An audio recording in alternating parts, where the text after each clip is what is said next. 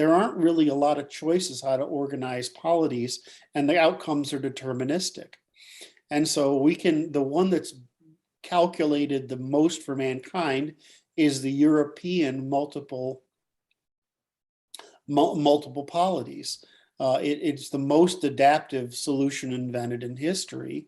The thing is, in order to do it, you have to have a kinship organization. In other words, you have to have a unifying religion, which I'm saying is the law, right? You have to have I mean that in loose terms, but the law. You have to have a kinship system, which is loyalty. You have to have a federation system under that law and kinship, and you have to produce dynamic polities that can reorganize and produce whatever commons they want within the limits of that law and loyalty.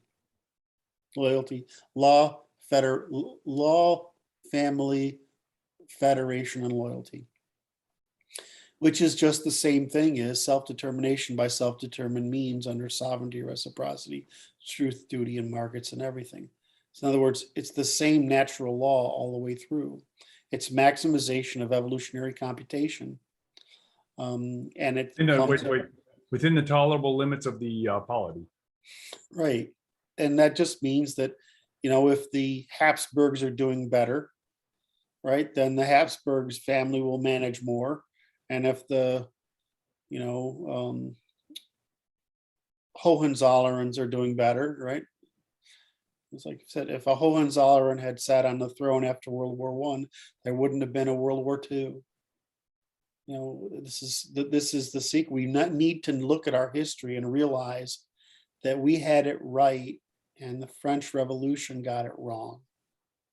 And we've been following this French Revolution and the Jewish counter-revolution, which is the Marxist postmodernist woke revolution.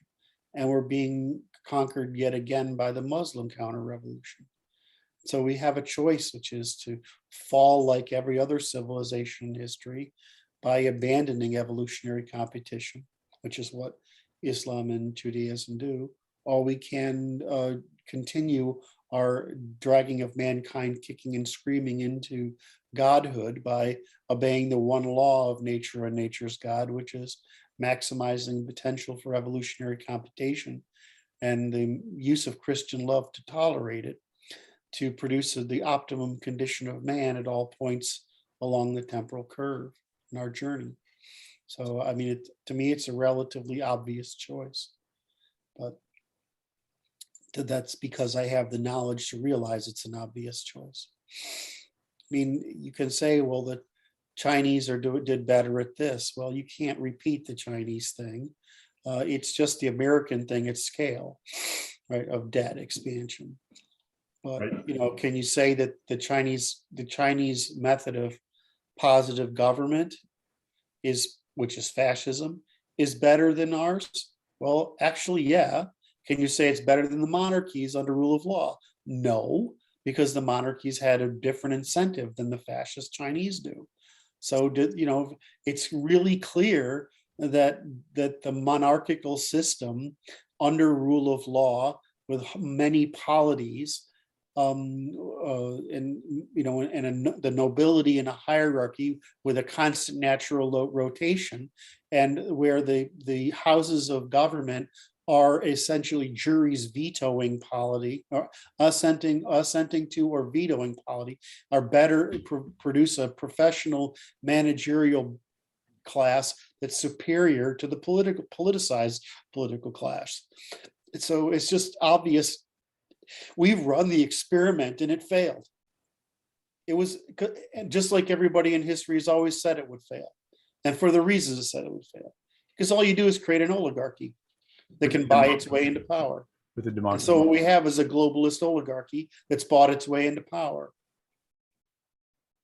And they're burning down our civilization, which is what any oligarchy will do, is they'll take the commercial and extend it beyond the moral. In this case, the commercial is the financial, but it's the same principle. There's only so many profits that can be extracted. Right. before you start consuming cultural cap and genetic capital.